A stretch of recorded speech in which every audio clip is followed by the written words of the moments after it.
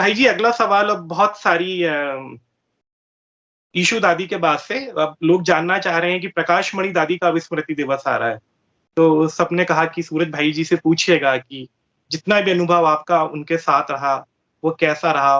कोई ऐसी यादगार घटना जो ज़्यादा लोगों को पता ना हो, और दादी का पुरुषार्थ के बारे में यदि आप कुछ बात करना चाहें तो? अब आपने मेरे से अचानक ये प्रश्न पूछ लिया है। मैं अपनी मेमोरीज को फ्रेश कर रहा हूँ जरा तुरंत। मेरा उनका उनसे समीप का संबंध रहा जब से मैं समर्पित हुआ। मैं भी समर्पित हुआ और वो भी मुंबई से आबू हेड ऑफिस में आई, चीफ बनी। तो हमारे किचन में वो रोज 5 बार आती थी, हमें सिखाने, हमें देखने, हम कुछ गलती तो नहीं कर रहे हैं। भोजन हमसे बनाना आता नहीं था। अब यज्ञ में तो सभी सेवाएं सबको करनी होती थी। समर्पित हुए माना फिर हमारा अपना एजुकेशन ये वो उसका कोई महत्व नहीं रहता है। समर्पित माना जो हमें आदेश मिले उसको हमें बिल्कुल समर्पण भाव से पूर्ण करना होता है। तो कभी-कभी हम गलती करते थे, जो मुझे एक बहुत ही आकर्षक बात लगती थी उन दिनों भी, और आज तो क्योंकि मैच्योरिटी आ गई है वो बात बहुत बहुत बड़ी लगती है कि मान लो हमने सब्जी में नमक ज्यादा डाल दिया, तो वो कितने अच्छे ढंग से हमें कहती थी ताकि हमें फील ना हो, डांट के बिना, और हम बात समझ भी जाएं। सूर्य, लगता है आज योग युक्त ज्यादा रहे हो, देखो दादी को नमक ज्यादा लगा, थोड़ा ध्यान देना। बस कितना प्यार भरा। नहीं तो लोग डांट देते हैं, अकल नहीं है, नमक ज्यादा डाल दिया, सबको हाई बीपी हो जाएगा, ध्यान नहीं देता है।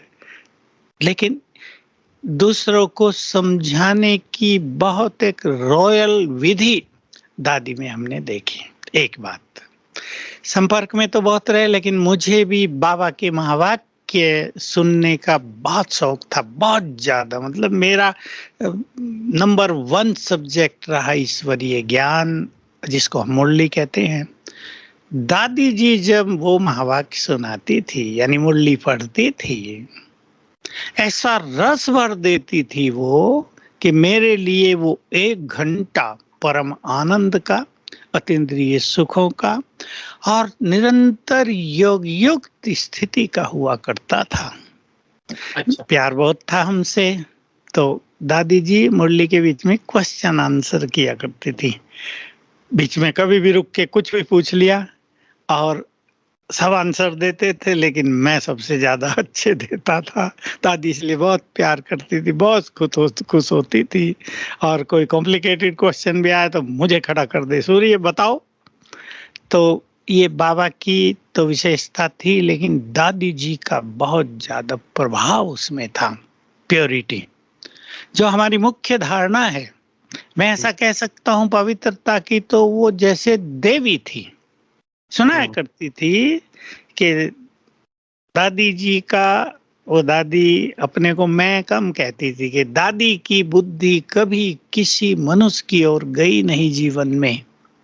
बचपन की कहानी सुना दूं। उनके जब वो यज्ञ में आई, अभी 1516 साल की थी, तो उनके माँ बाप कहते थे दादाजी इसकी शादी करानी है और आप इसको ले आए। बाबा ने कहा अच्छा मैं करा देता हूँ, अखबार में डलवा देते हैं। अखबार में डलवा दिया, बहुत अच्छा। दादी को कुछ पता नहीं। दादी का नाम तो रामा था कि रामा नाम की लड़की ऐसी ऐसी है, हाई स्कूल तक पढ़ी है। उन दिनों लड़कियां हाई स्कूल माना बहुत अच्छी क्वालिफिकेशन। तो उसको एक वर चाहिए जो पवित्रता रूपी धनुष तोड़े। वो सीता समान है, जो राम के समान हो, ऐसा वर कोई हो तो अप्लाई करे। अभी अगले दिन अखबारों में आ गया, लोग दादी की मजाक करने लगे और बाबा भी हंसे, किसी ने अप्लाई किया ही नहीं। तो दादी तो पवित्रता की देवी थी। एक इसके लिए बहुत सुंदर दो बातें सुना देता हूँ। एक तो मुझे याद आ ही रही थी, पर दादी 1977 में विदेश की यात्राओं पे गई। हमारी सेवाएं 71-72 से शुरू हुई थी विदेशों में, तो कई जगह सेंटर खुले थे, वहां पर गई।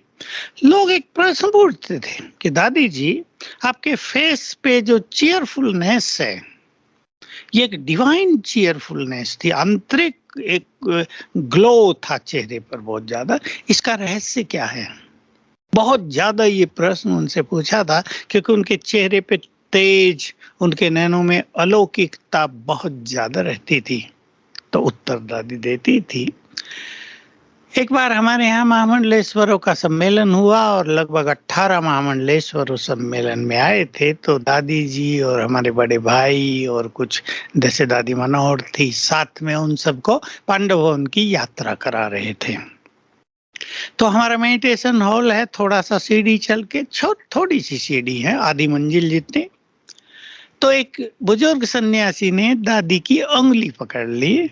दादी ने सोचा भाई बुजुर्ग है तो इसलिए सहारे के लिए इसने उंगली पर, दादी उसको सहारा देने लगी, चली गई, सहारा दिखाया, वो उंगली पकड़े रखा। समझो आधा घंटा वहां भ्रमण किया, उंगली पकड़े ही रखी।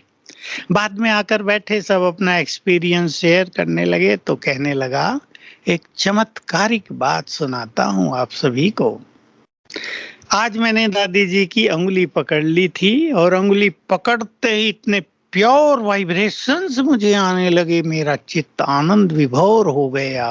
मैं घूम तो रहा था, सबके साथ सुन भी रहा था, लेकिन मेरा चित्त और मेरा शरीर भी जैसे पवित्र हो गए हो, ऐसा मैंने दादी के स्पर्श से महसूस किया। दादी भी देखने लगी, ये क्या, मुझे तो पता नहीं था, मैं तो सोचा था ये सहारा चाहता है। तीसरी बात, दादी बहुत फेमिलियर थी और कहा करती थी कि मैं केवल ऑर्गेनाइजेशन की हेड नहीं हूँ, मैं परिवार की भी तो हेड हूँ, बड़ी हूँ, मुझे सबका ध्यान रखना है। तो पिकनिक बहुत कराया करती थी, बिल्कुल फैमिली फीलिंग दिया करती थी। तो कोई बड़ा ग्रुप आया, कभी खाली हुआ, हम लोग ही हैं, चलो पीस पार्क, हमारे यहाँ बहुत सुंदर पार्क है, हमारा ही बहुत सुंदर है, अति सुंदर, दुनिया के लोग उसे देखने आते हैं, वहां जाके खेल करते थे। तो एक बार विदेशियों का ग्रुप था, 500 विदेशी थे हमारे पास, या 800 थे शायद। तो खेल वाल चल रहा था, दादी बैडमिंटन खेला करती थी। तो एक विदेशी, एक अंग्रेज, दो चप्पल लिए घूम रहा, ये किसकी है, ये किसकी है, ये किसकी, सबसे पूछ रहा। अभी किसी को क्या पता किसकी चप्पल है, वो इधर को भी आ गया जहाँ मधुबन वाले बैठे थे। तो दादी के साथ रहने वाली बहनें थी, कहा रहे तो दादी की है, क्यों उठाई तुमने? उन्हें सोचा ये उठा के लाया है। कहा, इन चप्पलों से पता चल रहा है जिसकी ये चप्पलें हैं वो संसार की सबसे अधिक पवित्र आत्मा है। ये किसकी हैं? कि ये तो दादी जी की हैं। और उन्हें तो चप्पलों को मस्तक पे लगा लिया, आंखों पे लगा लिया, क्योंकि मनुष्य के वाइब्रेशंस उसके वस्त्रों में, उसकी चप्पल में, घड़ी में, बालों में, सब में रहते हैं। तो ऐसी थी महान प्योरिटी उनकी। बहुत ही सुंदर घटना सुनाई भाई जी आपने। मुझे बहुत उम्मीद है कि जब भी दर्शक इसको देखेंगे तो दोबारा उनको नई बात जानने का अवसर प्राप्त होगा।